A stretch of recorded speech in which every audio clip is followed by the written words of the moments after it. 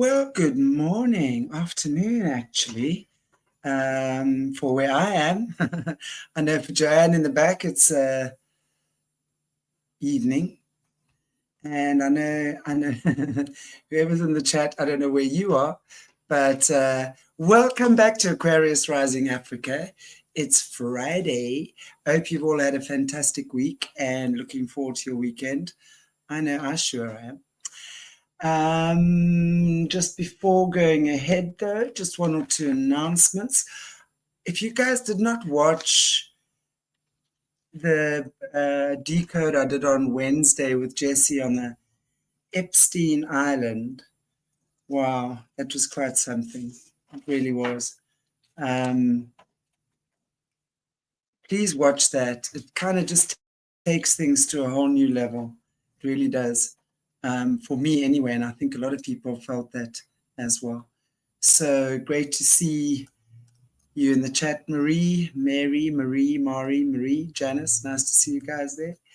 And then, of course, later on this evening, Leo Zagami, we're going to be talking about the rise of the AI Satan, and we're going to be talking about, and the church as well. It's always interesting with Leo. And let's not forget Leo's book club coming up on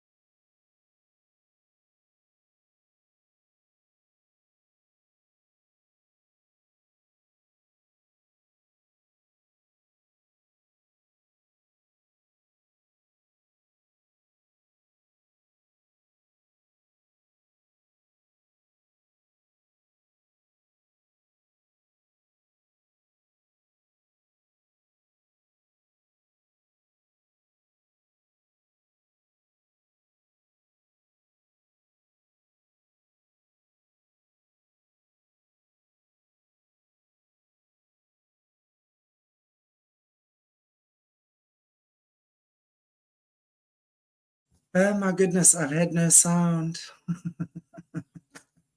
What is going on today? Anyway, I was just talking about Leo's book club on the 17th of June already, my word. And so, yeah, the way to do it is to get a copy of his latest book. Yeah, I see. Confessions of an Illuminati, Volume 12, to read it. And then you come with your questions on the book or feedback or anything at the book club. And Leo will be there to answer your questions live. I don't know what's going on, guys. Yesterday and today have been quite hilarious, actually, in terms of the faux pas I'm making. Gotta laugh at yourself, right? Anyway, without any further ado, yes, my lovely co-host today.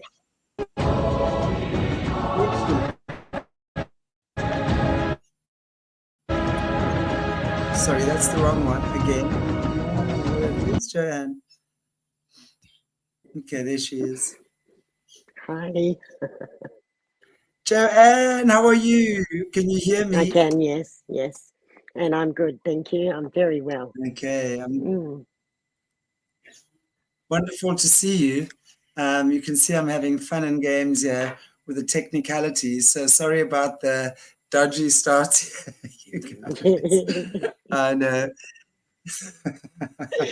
Things are happening in Africa. Weird things are happening here. Well, I got to tell you, I mean, just talking about Africa and weird things. I mean, you all know the past week, I don't even remember what day it was, right? When our president, he's not my president, Cyril Ramaphosa, went to America and went to the Oval Office and had some time with Donald Trump. Wow. I got to tell you, that was quite a mind blow for us here in South Africa, I have to tell you, because this has been going on for decades, literally decades. And to actually have the president of the United States call that out has been huge, absolutely huge. And we're hearing more and more as well, African people on the farms speaking about how they've been coerced into being part of these things as well. It's really certainly changing times. So I'm very grateful for that. But anyway, that's not why we're here. We are here to be discussing the greatest story ever untold of Adolf Hitler. Wow. Jan, you got me onto this. So I don't know. What do you want to say about it? Hello, by the way. Hi. Hello, everyone. Yeah, I came across this a bit over a year ago, and I started watching it, and I must say my jaw hit the ground because this is the greatest story that's never been told. It's going to have everybody hit their jaw to the ground and question everything. Not only have there been mud floods, not only have there been resets, but everything that we've been taught is always and built on nothing but lies to mislead humans here today. So it's just food for thought. It's not to upset anybody. It is just documented proof, and we can have a look. We've got to have our open minds and make our own decisions. But it is something that I think people really do need to see and hear. And that's why I've passed it on to you, Chantelle, to have a look yourself. Yeah. And we've got to get more truth Well, out there. I must say it's been an eye-opener from what I've seen and what it is and how we're going to work it. And I'd love to get some feedback from you guys watching as well. Oh, yes. So each segment is about 10 to 15 minutes long. So what we're going to do per show, it's going to take us a few shows. We're going to play the full segment, so it's not too long. But I'd like to get feedback from you guys if you enjoy watching it with us as well. We're on a bit of an experimental journey with this because I love interacting. I love shows where we interact and we engage with the audience like you guys. I would love to do more of these types of things. And then you watch it with us. Joanne and I will obviously then comment on it. And then you guys also, I'd love to hear your comments and your feedback. And what I'd also love to do is put it out there. If any of you would like to join us on this show live, come on with us. If you've watched this program, or if you'd like to, we would love to actually talk about this with more than just her and I. I love making this interactive, and your comments and views, I have to tell you, are invaluable for what I learn. So many of you give me information, insights, links that really are mind-blowing, and I really appreciate that. So that's why I love this engaging, and I would just love your feedback. As I said, this is kind of experimental, what we're doing today. But if you guys would like to come and join us live and talk as well, if you've got knowledge on this and you'd like to join us for these, there's going to be quite a few. We're looking at doing 3. We want to keep this show like an hour, just over an hour, and then obviously with some engaging as well. So I really enjoy your feedback. Thank you. You're welcome to email me as well, Chantelle Meyburgh as my name, at gmail.com, and get some feedback from you. So, yay. So what we're going to do then is we're going to play the first clip, and we're going to watch it together, and then we're going to comment on it and welcome your commentary as well.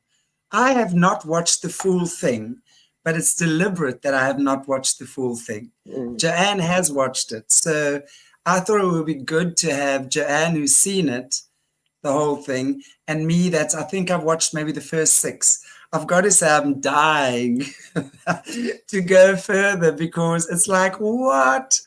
But I've decided deliberately to keep myself kind of at bay with this and have this thing unfold with me, with you guys as well, unfolding in front of my eyes, and having some like, what the heck? Because some of the things, and I want to just point out, it's not glorifying Hitler. It's the true documented, he is who he is, but it gives you an understanding of who he was before that. And me as a healer, I love to see how the energy is at play in these things. So I look at the energy and how it plays out and what his disappointments turned into in life and how it so works with all of us, actually. Do we take it that far? Hopefully not. Well, some certainly do, as we can tell. But, how do we channel that? So I'd love that. So anyway, JOANNE, do you have any words just before we press play? No, I don't think so. I think we'll just go into our first one. Okay.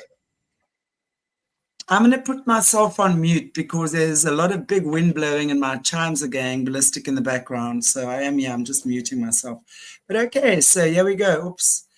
With the first one.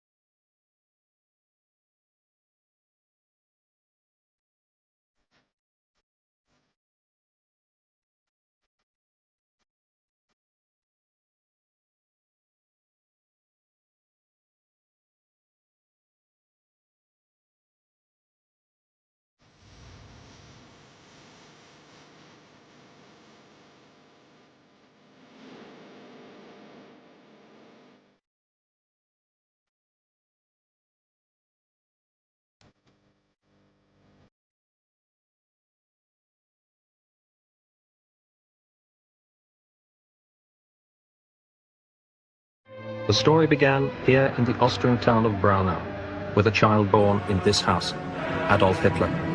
At his peak, the most popular ruler in Europe. The child born here in Braunau belonged to that handful of human beings who have clearly and decisively changed the history of the 20th century.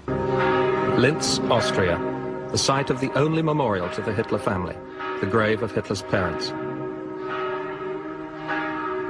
Nothing about his parents or Adolf's early life gave any hint of the extraordinary career that was to come.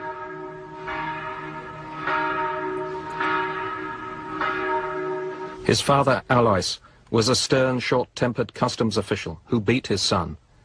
His mother, Clara, tried to protect him. When she died, young Adolf was broken by grief. He kept her portrait with him for the rest of his life. The infant Adolf was baptized and brought up as a Catholic. At the age of 6, he entered the monastery school at Lambach. Soon, he was top of his class.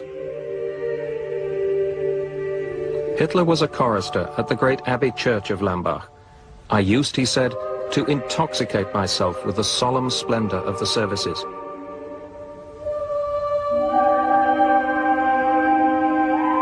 Every day when he sang in the choir, he saw the memorial to an earlier abbot. Above it was an emblem which a quarter of a century later, Hitler was to adopt for the Nazi party, the swastika.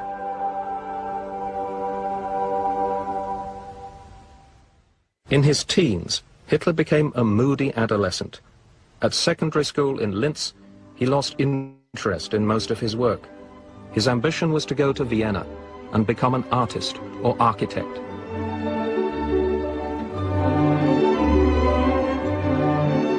Once there, he produced architectural drawings and watercolors like these.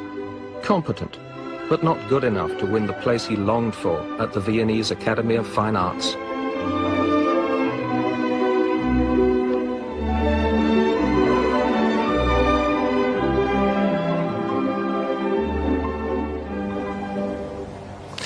Little by little, all Hitler's early ambitions in Vienna turned sour. After the shock of being turned down twice by the Academy of Fine Arts, he became a drifter. Hitler later called his period in Vienna the most miserable time of my life. 3 of those miserable years were spent here in a Viennese backstreet at this hostel for homeless men. In this depressing hostel, the future Führer passed much of the day sitting with other inmates, churning out drawings and watercolors which earned him a modest income. When he drifted from Vienna to Germany in 1913, he was still dreaming of becoming a great artist or famous architect. Munich, the 1st of August 1914. A cheering crowd welcomes the outbreak of the First World War.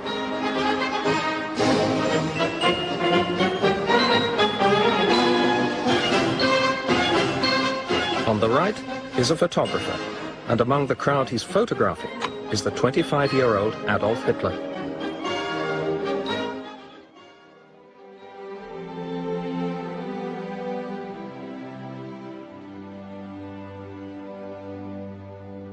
If you look at the tenacity of his service, I mean, he's a fanatic. And he petitioned King Ludwig III of Bavaria to enlist in what's referred to as the King's Own Regiment. That's an elite Bavarian unit. He was accepted, but put in the 16th Bavarian Reserve Infantry. And World War I is a major influence on Hitler's life. Now, he served his basic training without complaining, but he was always willing to offer his fellow comrades help. He spoke about the evil of tobacco and alcohol to his fellow soldiers. They liked him because of his drawings that he did for them. He would do sketches for them. Remember, he sketched and did a variety of things, you know, in his youth, and was trying to get into art school. So he really got along with his fellow soldiers. At one point during the trench duties in between 14 and 18, he will have a dog. Somebody's going to steal from him. During World War I, Adolf Hitler repeatedly volunteered for hazardous duty. His first combat was October the 29th, 1914. Hitler's unit lost 3,000 of its 3,600 men after making 5 assaults on the enemy position. Now, Hitler had one of his sleeves shot off. He walked out of a tent where he'd been talking with some men, and a couple of seconds later a shell hits it and blows it to Kingdom Come. And for his fighting in this unit, he was awarded the Iron Cross Second Class for bravery under fire, and he was promoted to corporal.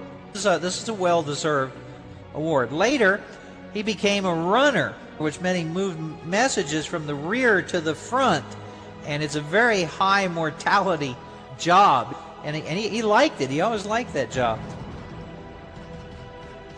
Then in December of 1914, when you have the famous Christmas truce on December the 25th, Hitler wouldn't leave his trench. And his comment was, such a thing should not happen in wartime. And then he told his buddies that participated that they were wrong to get involved. So, no fun while the war goes on. Those are your enemies. Now, between 1914 and 1916, in the final stages of the Battle of the Somme, Adolf Hitler was wounded in the leg by a shell fragment. This same recovered, and he said Hitler stayed back in Germany on light duty because of his wound, but demanded to be sent back to the front. So he's no shirker. You got to give a a guy some due here for not being a chicken.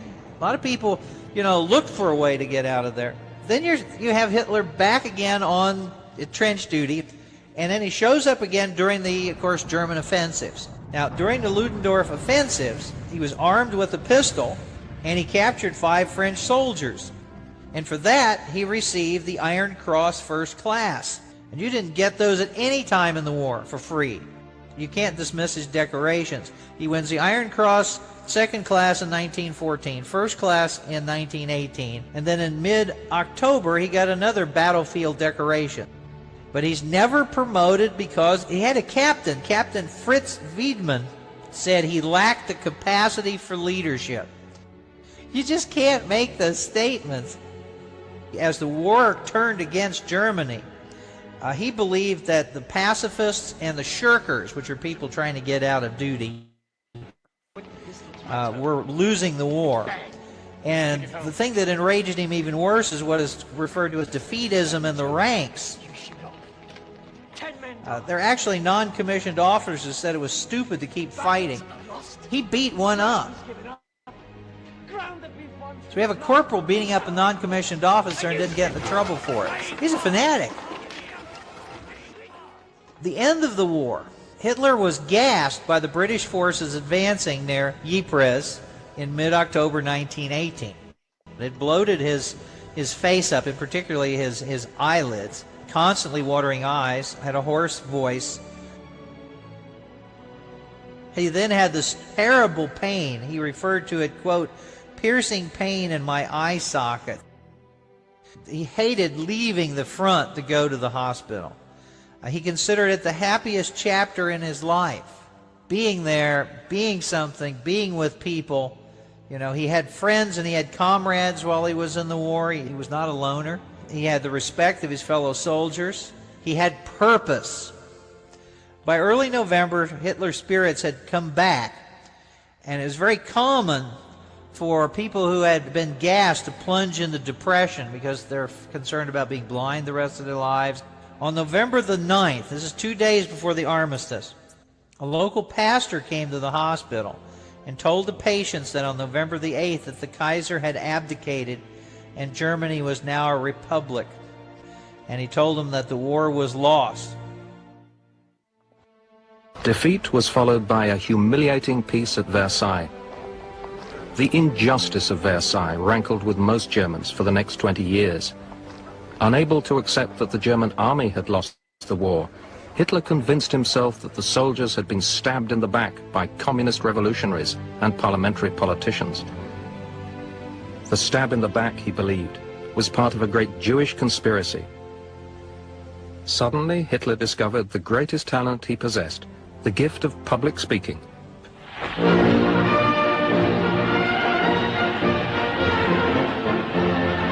He joined a small group of fanatical nationalists in Munich. They became the National Socialist German Workers' Party, or Nazis. In 1921, Hitler became their leader.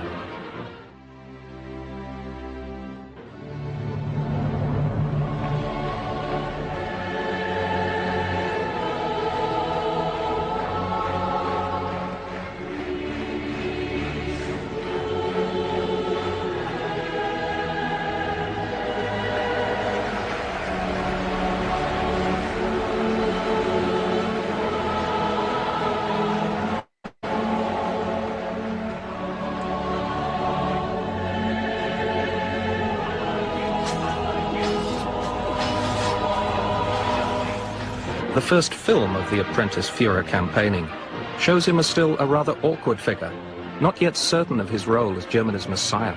In 1923, Hitler felt strong enough to try and seize power in Munich.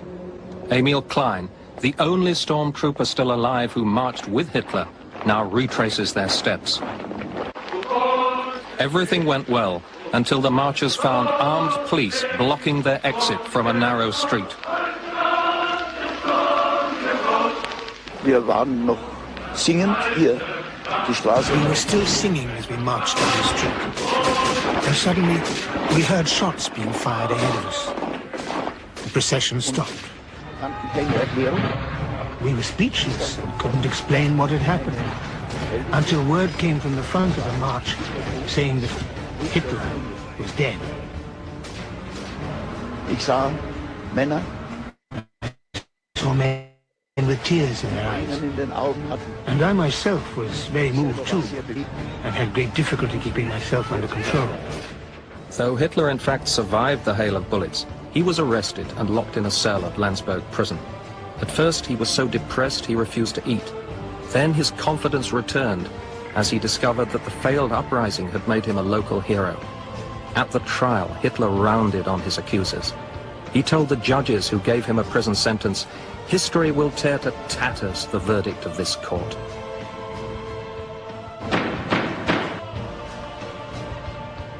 You have been accused of high treason and called an enemy of the state. If I am guilty of anything, then I am guilty of fighting to defend the rights of the German. Herr Hitler, court finds you guilty of treason. You are hereby sentenced to a fine 200 gold marks and 5 years in Landsberg prison. You will be eligible for parole in 9 months.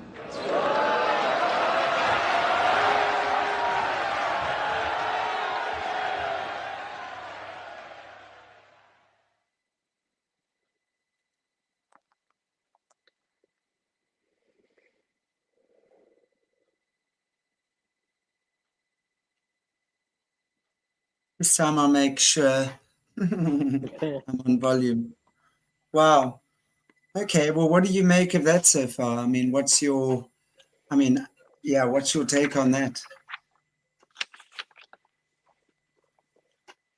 Are you talking to me, Chantelle? Yeah, I'm talking to you. Yeah. Well, I found it extremely interesting because when I was growing up, of course, we heard all these different stories that Adolf Hitler came from a very bad background, that he was terribly abused, and yes, his father was abusive, and his mother died young, when he was young, but I didn't even know that he carried her photo with him for the rest of his life, and the impact of that on a small child. You can see that from, he always needed her, there was something always missing for him. And it was his mother. Absolutely. And that love, that he did have for that time. But he still, because he went through being a Catholic and being brought up and part of the choir, and a part of that whole Catholic upbringing. So that again has an impact on who he became, because he did believe that people had to look after each other. And that became evident when he started standing up after the war, especially after saving so many and getting right down to the, what was that award? He got first class award, Iron Cross. He got the second and then the first class. That's right. And because of his bravery under fire. And you could see also, my understanding is that his need to strive and to make things right was the thing that just kept him going every single day of his life. It was everything that motivated him. It's everything that got him going, because he knew what it was like to be that child growing up and not having much, and the abuse and losing mum and not having that stable structure, Then he tried to be an artist or an architect. Well, he didn't do very well there.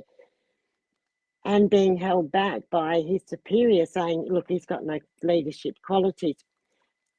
That's when I realised that was his driving force, was to help others that are going through and feeling what he was. So the man knew love, knew and understood when abuse was being applied. So this man didn't rise without any knowledge or understanding of how bad life can be. And also,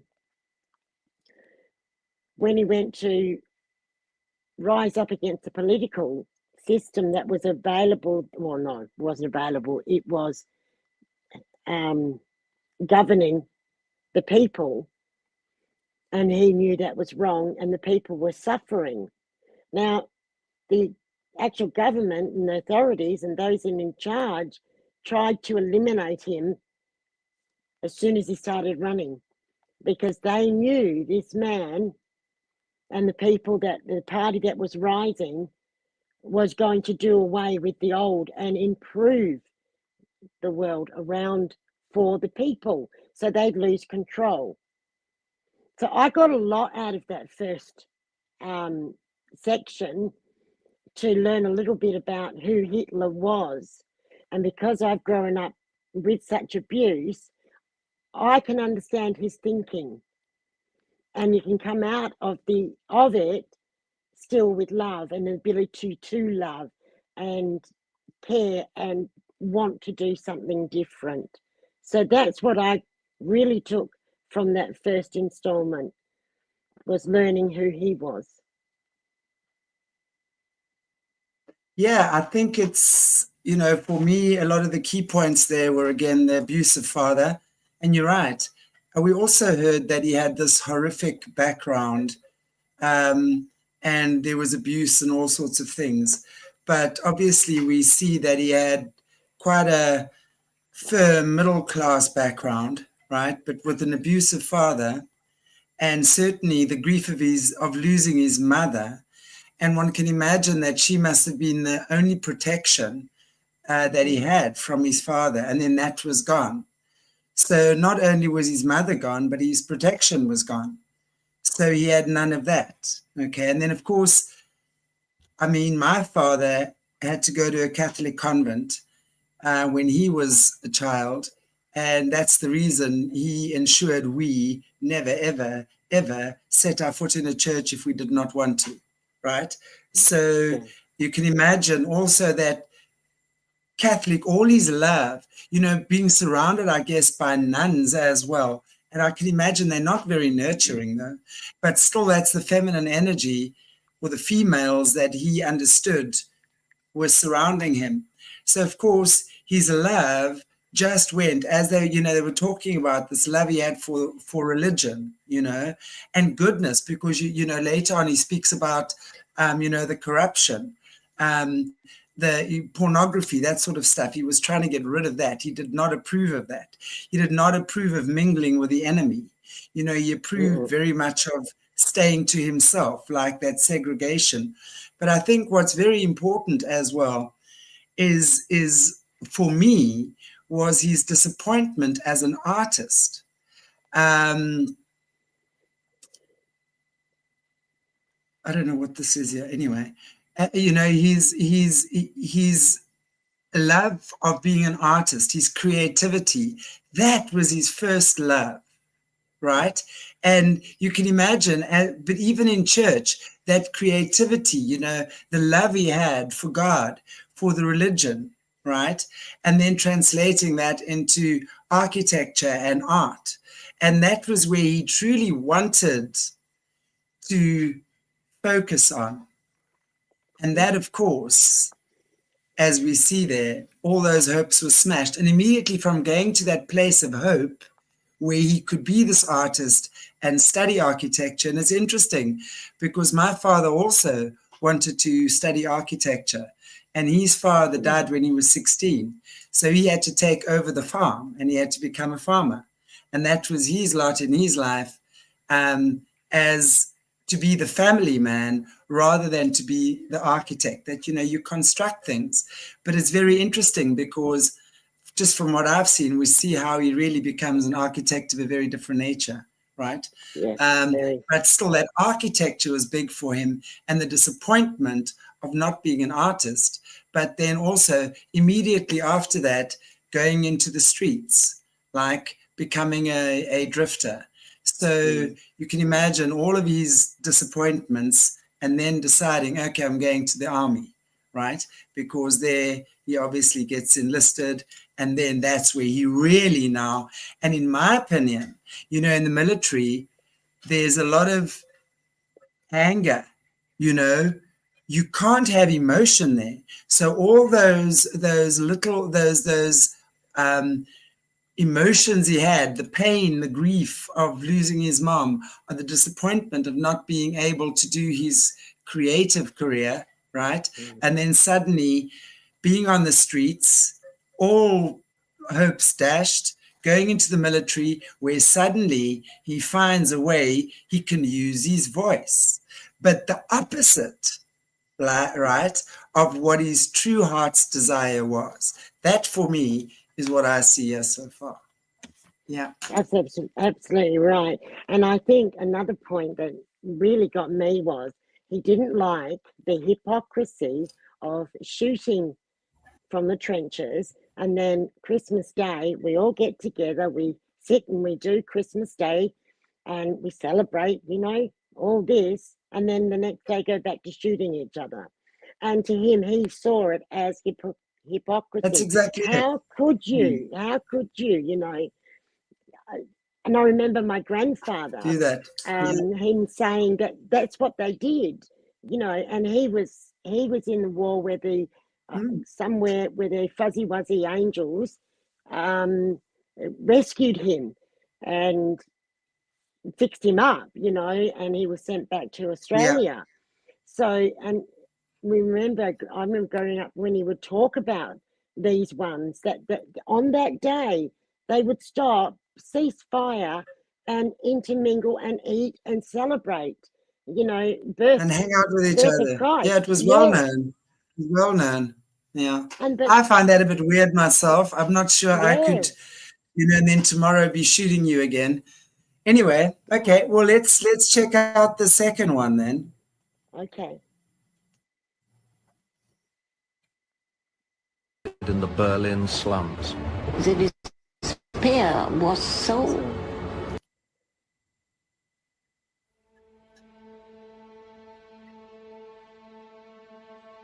After the propaganda triumph at his trial, Hitler set out to write the Bible of National Socialism.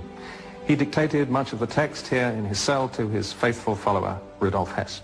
On Saturday evenings, the other prisoners sat around as Hitler read out the completed chapters to them.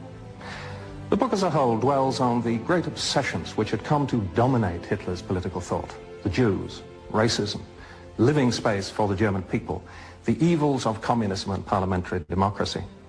But it also includes Hitler's views on a variety of other topics, ranging from boxing to syphilis.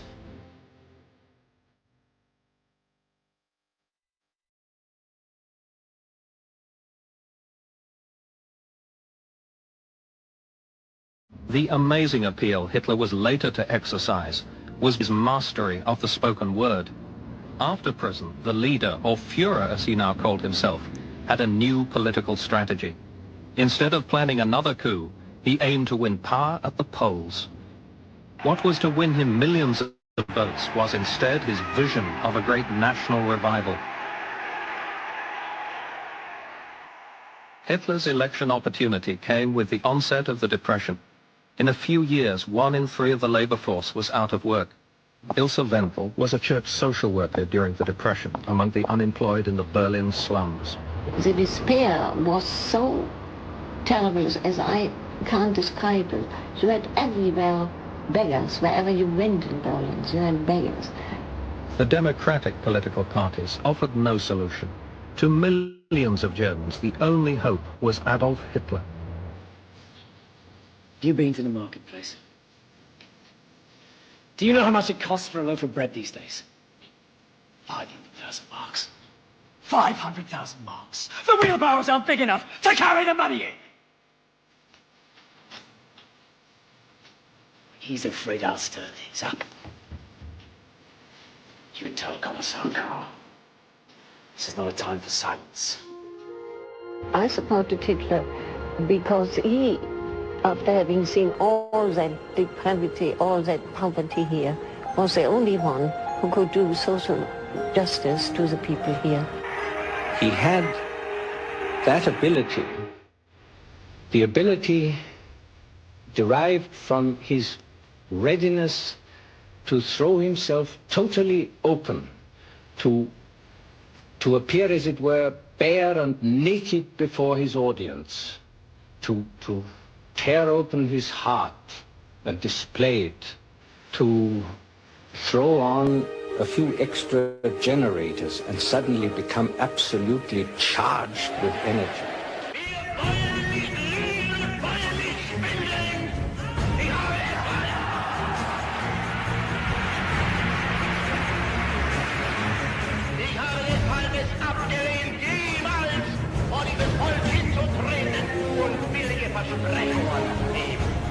It wasn't as though he was using words, it's as though the emotions came direct without words almost.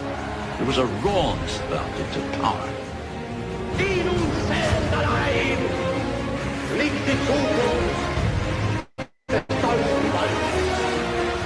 6.5 million votes, 107 seats. Biggest party in the Reichstag. Let me Hitler. Eigenen Reich, eigene Geschlossenheit, eigenen Trotz, eigene Beharrlichkeit.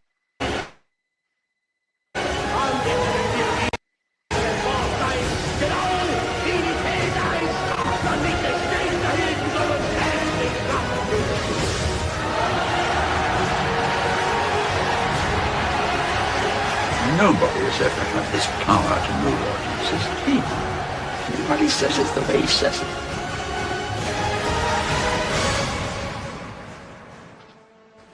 Hitler comes to power, not as he had hoped through outright victory at the polls, but as head of a coalition government. As this withering glance suggests, Hitler despises his coalition partners. He quickly outmaneuvers them and establishes his own dictatorship. A month after he comes to power, the Reichstag building, the Parliament building in Berlin, is set on fire. This happens to come at the time when he is constantly insisting that there is a communist plot to overthrow the new government and to carry out a revolution. And the Reichstag fire goes up in flames, which everybody could see. Before that night was over, he had got a set of decrees drawn up which transformed the situation politically. All the guarantees in which people in any democratic state have freedom of speech and so on, freedom from arrest, all this is swept away.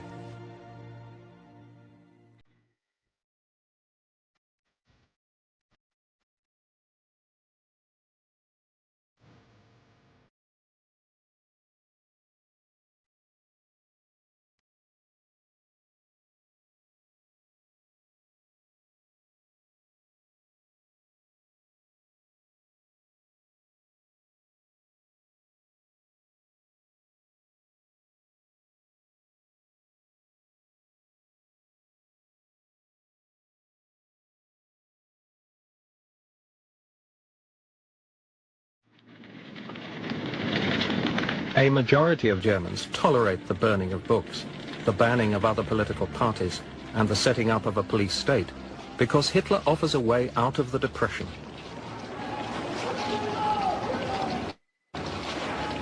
If he's doing things which are not so good, which happened, then we said, well, you have to take the rough with the smooth. Dictatorship seemed to be the only way to get out of the mess. So I thought that was a good thing that they cut away all this nonsense and rather did something, really did something, and that's what Hitler did. He eliminated the crushing unemployment that Germany suffered. And he gave millions of people new confidence and indeed welfare. They were doing better, much better.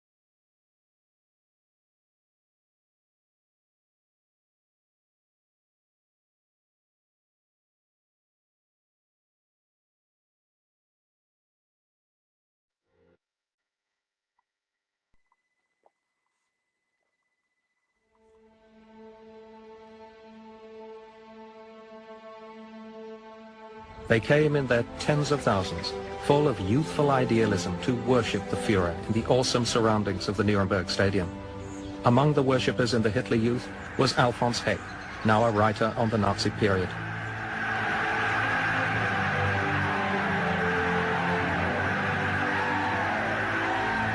The decisive turning point in my life occurred at the age of 10. From that moment on, I would remain beholden to Adolf Hitler long until after our defeat. I was one of 82,000 members of the Hitler Youth lined up in the Zeppelin's field. I stood in the first row.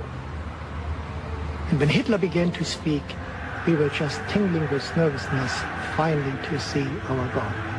When he appeared on the podium, I was afraid to look at my neighbor because I didn't want him to see the tears in my eyes. My knees were shaking.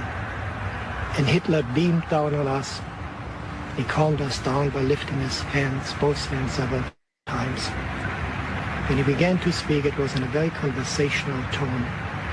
Man to boy, father to son. Und ich weiß, das kann nicht anders sein. Denn ihr seid Fleisch. Von unserem Fleisch und Blut, von unserem Blut. Und in euren jungen Gehirn brennt dasselbe Geist, der uns beherrscht. And he said how fortunate we were to live in this new age. And he said, from now on you no longer have to fear any class distinction. You are all one. But the essence and the emphasis occurred in the final sentences. He leaned over the podium, and I know he looked straight into my eyes. And he said,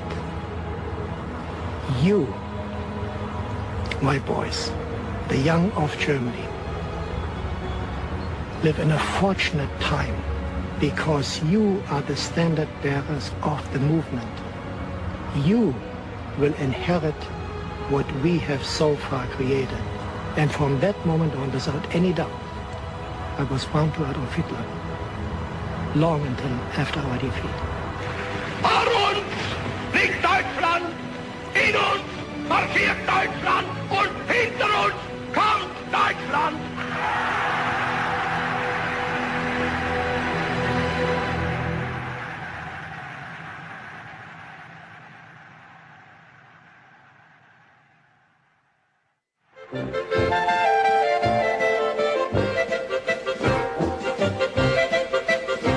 The mid-1930s were the halcyon years of Hitler's Germany.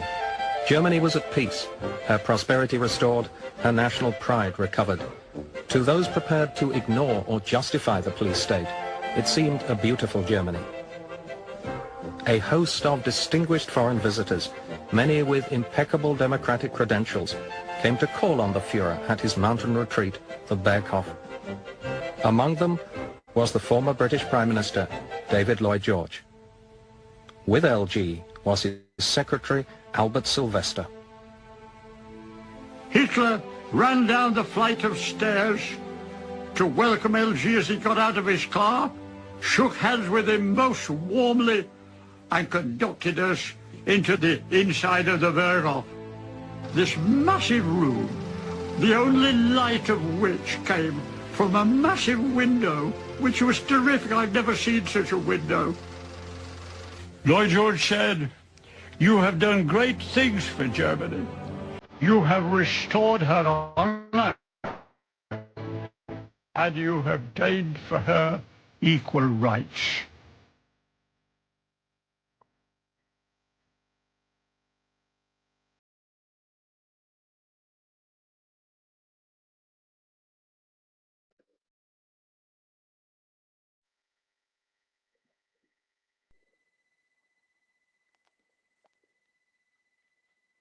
Wow. Wow, that's quite amazing. I mean, for me, if you look at that, I mean, the thing that absolutely sticks out most is how he absolutely, again, turned that energy. And what I question there is these amazing ideas he came up with, you know, when he started rebuilding Germany, was he obviously knew how to restore, how to get people's dignity back. I mean, he cleaned up the porn, the prostitute, whatever, you know, whatever it was that was making the place unclean, is what he did, you know. And you can see, as I mean, the German youth were on another level, you know, when they saw him. So you can imagine the people of Germany who were in that horrific depression after the horrors of World War One, and here this guy comes and he enforces these amazing ways to uplift them. You know, everything he did was actually amazing. When you're reading that script, there's nothing I can fault him on there. But my question there is, where was he getting these ideas from? Because if we're looking at, we understand, you know, that the Nazis made a lot of use of the virile energy. You know, I would immediately question from there, okay, so he's turned that lightness that he had as a child, and now he's through disappointment. It wasn't through a light-hearted decision, right? It was through disappointment that he turned that and became this almost like already then a dictator, right? But the people loved him because of what he gave them back. Pride. Germany was the only country that was not in depression in Europe. I mean, how did he actually achieve that? It's wonderful when you look at it. I'm not going to say it's wrong what he did, but the question is, what was the intention behind what he did? Always intention, right? Always intention. Yes, absolutely. Over to you, yeah, I was with that. You know, he in very short time had so many back in work that being able to support their families and no longer being on so much welfare and not doing anything, poverty, beggars around. And I agree, the youth certainly did see Hitler as almost a god. They really did. And he took away class distinction so that nobody can be any better than anybody else. It can all be one class system. Well, when I think of that, I think of one world order. You know, things really haven't changed too much there. You've got the president in America at the moment that is turning things around so quickly, the same as Hitler did way back after the First World War.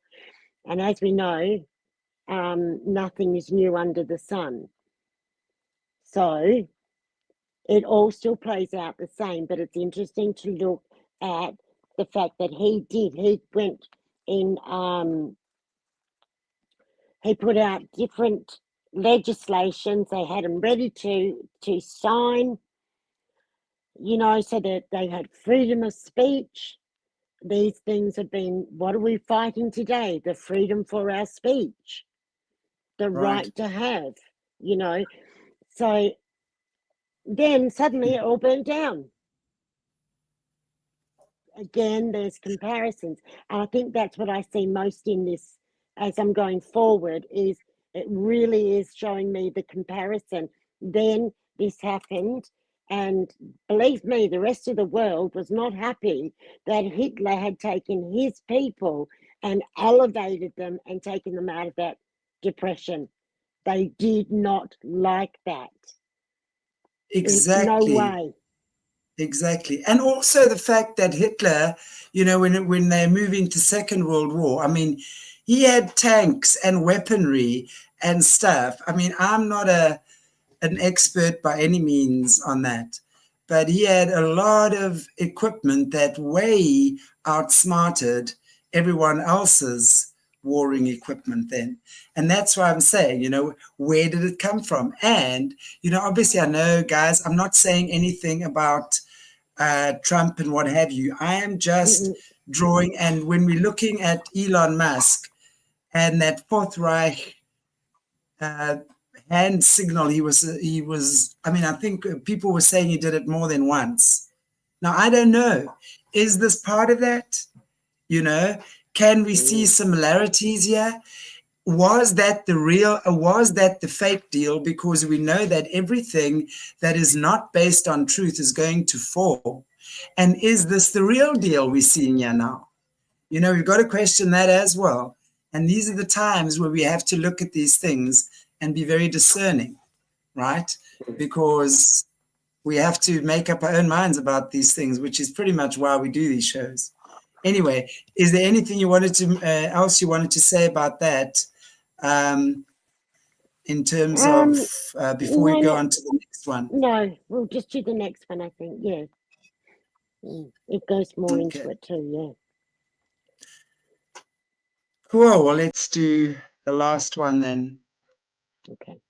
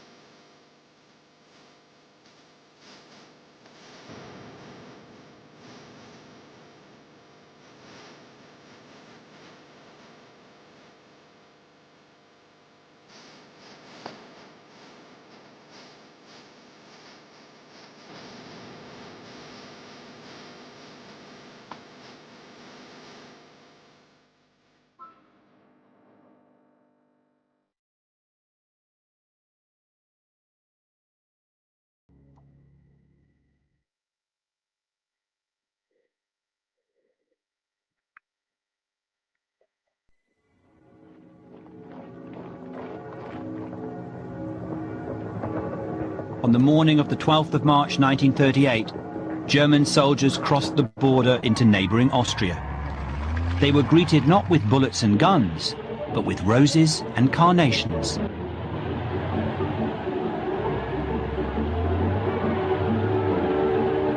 So much so that the action became known as the Blumenkrieg, the War of Flowers. Most of the Austrian people, envying what they saw as the economic success and prestige that Hitler had brought to Germany, now welcomed their German neighbours. One people, one Reich, one leader.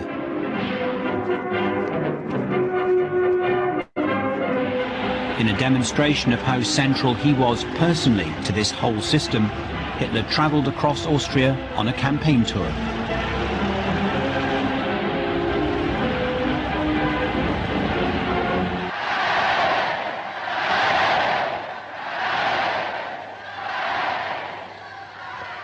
Ich will dabei in Zukunft nichts anderes sein, als was ich in der Vergangenheit war.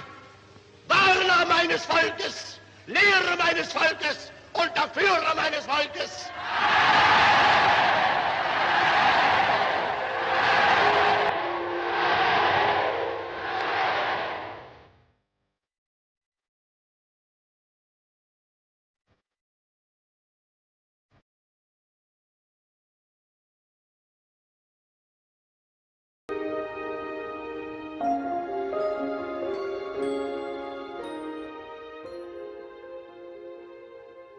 Und dieses Volk kommt nicht zum Reich in einer demütigenden Rolle. Ich selber führe euch ein.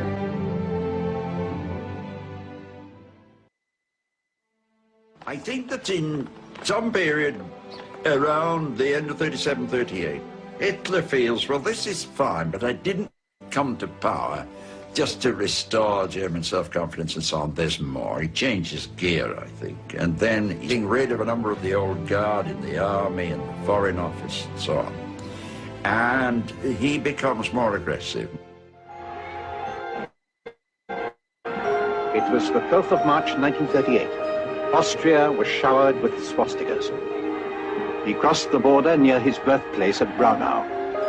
The people rejoiced at the Anschluss, which they saw as the fulfillment of an old dream of the German nation, an emphatic display of self-determination, a right denied to the German people under the Versailles Treaty, whose terms were generally considered unjust. Visibly moved, he entered Vienna, and the city that had seen his early failures now gave him a hero's reception. Homage was being paid to the man who had achieved the unification of the German people.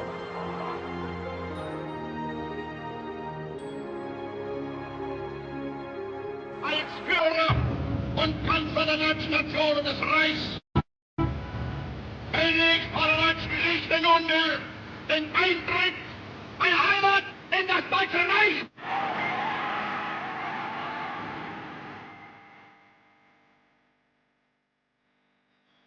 Welcome here was the most tumultuous yet.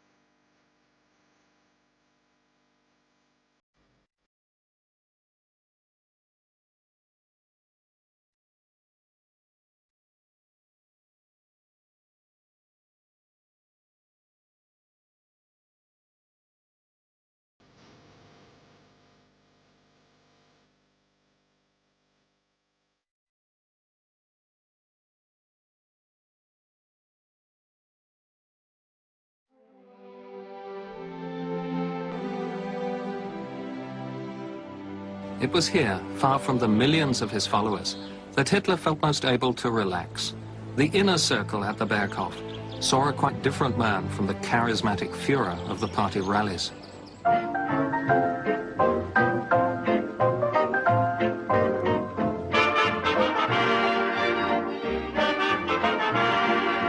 Life at Hitler's retreat was both reassuring and agreeable. And there was an entertaining side to the off-duty Führer, as Ribbentrop's private secretary discovered.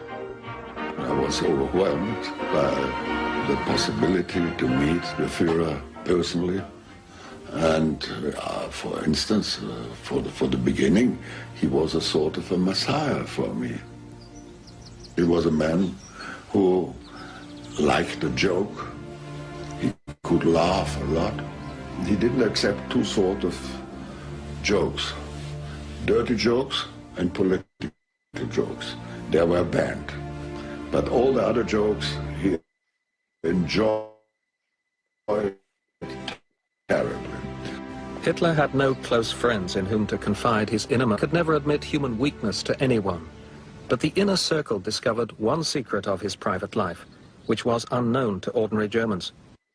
When Hitler was talking for hours and I was standing near to the wall, waiting until they want some papers or something.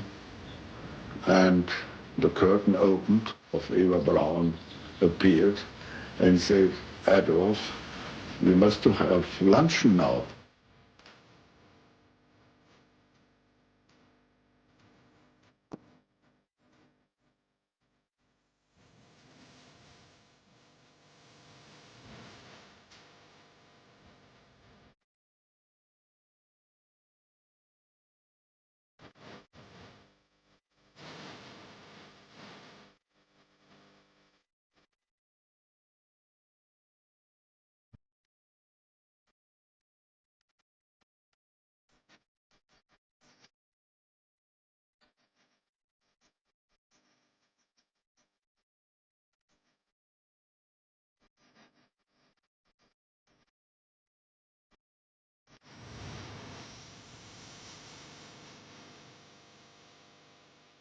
and she didn't bother him with political questions, and he didn't want to give her influence, and he thought that as long as he is a bachelor, he has the love from the German women, because if he's married, the impression is not the same on the other women. And she gave him a little bit a home of a bourgeois quality, with tea, with cake, and I think with sex. You think it was a sexual relationship? Certainly.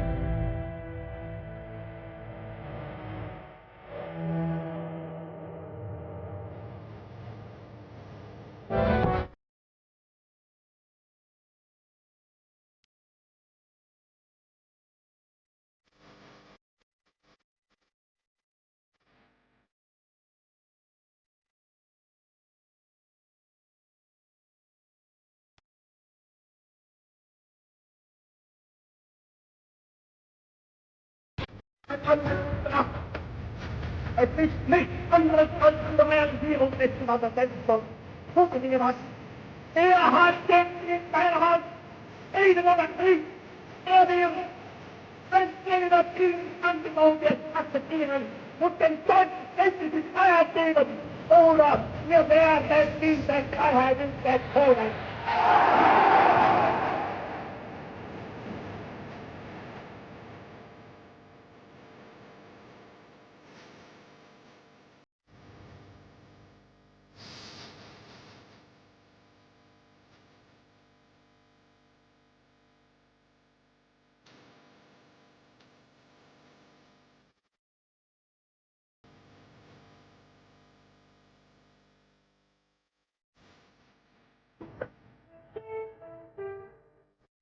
A wave of relief and gratitude for the Führer swept Germany. His iron nerve had freed the Germans in Czechoslovakia and yet averted war. Sie waren uns der Garant des Sieges. Sie sind uns der Garant des Friedens.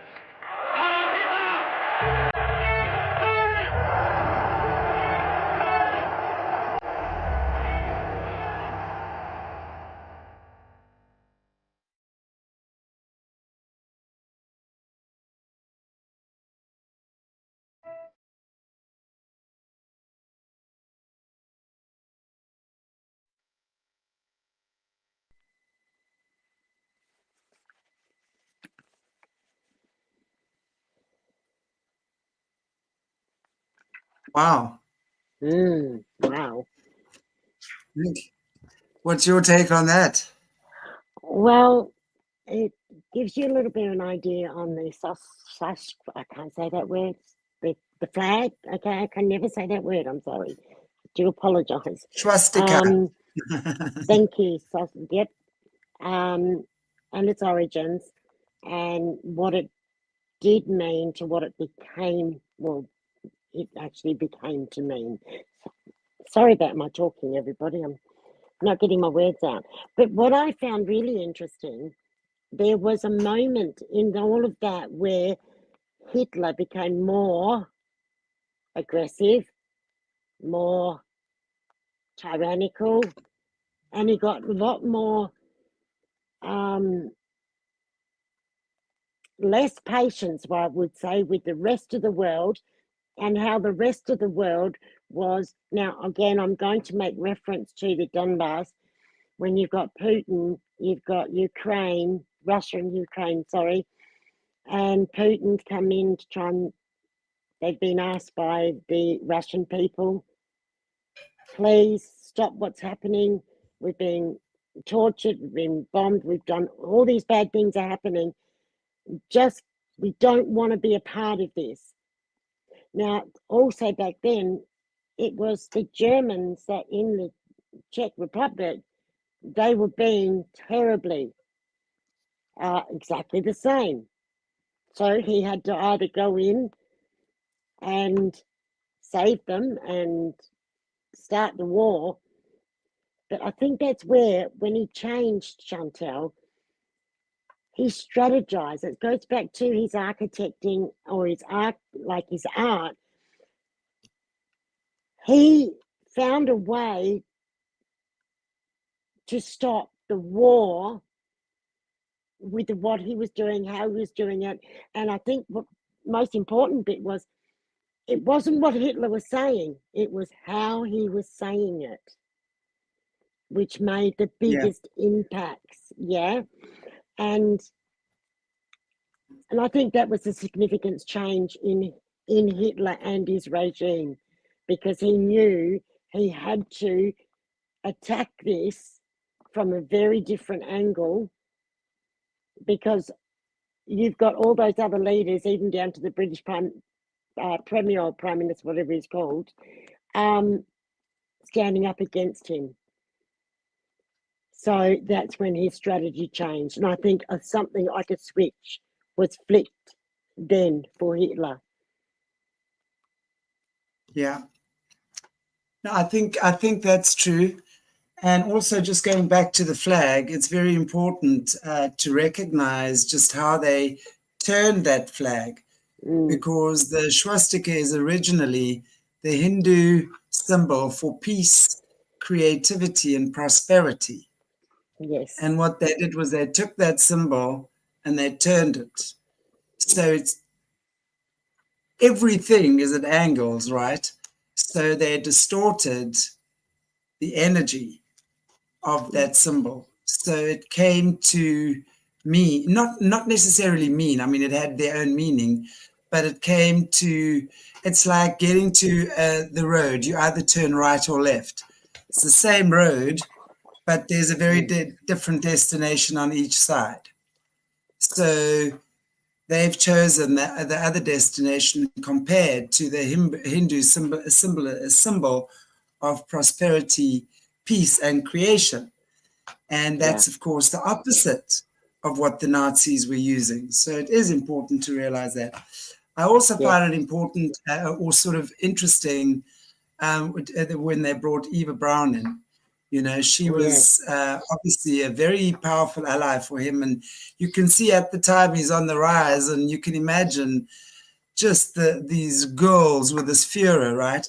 Again, you know, you see how everyone is just doing this Heil Hitler signs, you know, hand raise, whatever it's called. He had that whole country completely mesmerized. And, you know, it makes one wonder as well, because when you look at how those crowds worshipped him. Absolutely. I mean, how does a man who's clearly got issues, right, not rise to that. I mean, he became their God. Yes. And I think that's most important. He was a god to them. Yeah. And this is what I'm saying, you know, energetically, what was he channeling? Who was he channeling? You know? But that's very interesting. And we're going to definitely be looking into that further next week. So, wow, I don't know if there's anything else you'd like to just say in wrapping up on this one, Joanne? That it's absolutely intriguing. It got me the first time I saw it, and now that I'm actually watching it again, it's got the same hold. It's so intriguing, especially when you start to see the evidence come together and you see the change as Hitler becomes worshipped, and he definitely was worshipped. Now he's and he come changes from, then. Yes, didn't he? That's when he changed.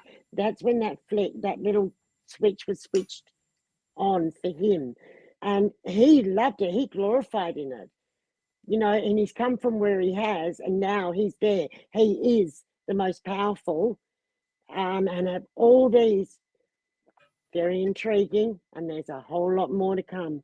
So, no, I think it's wonderful to have a look at this. And everybody in the chat, I'd love to hear what you think. Absolutely, please. I absolutely would love to hear what you guys think. And yeah, it's kind of like an hour and a quarter. We were looking at the timing, which I think is right, just to see how many of these in a session we can do. So we'll be doing these on a Friday at this time for the next couple of weeks until it's done. We'll be doing like 3 at a time and just watching together and giving commentary and just trying to figure out this crazy world that we've inherited, right? Absolutely. Anyway, yeah. So thank you, Joanne, and thank you for sending me this. I mean, I really think it's absolutely fascinating. And I think we've only just started scratching the surface. As I said, I've only watched 2 or 3 more after this, and already I'm like, what? But we look forward to seeing you guys next week for more on this. Anyway, and I'm glad that you're liking it. Yeah, amazing. Okay, guys. Well, then I will see you later with Leo Zagami. For those of you going to bed, sleep tight. All you Aussies, for the Americanos waking up, I hope you have a beautiful day. And for us Sapphires, well, it's in the middle of the day, and enjoy the rest of your day. And if I don't see you guys again for the rest of the weekend, enjoy your weekend as well. Otherwise, I'll see you tonight with Leo and tomorrow with Brock. Take care, everybody. Joanne, thank you so much. Appreciate you very much. God bless everybody. See you very soon.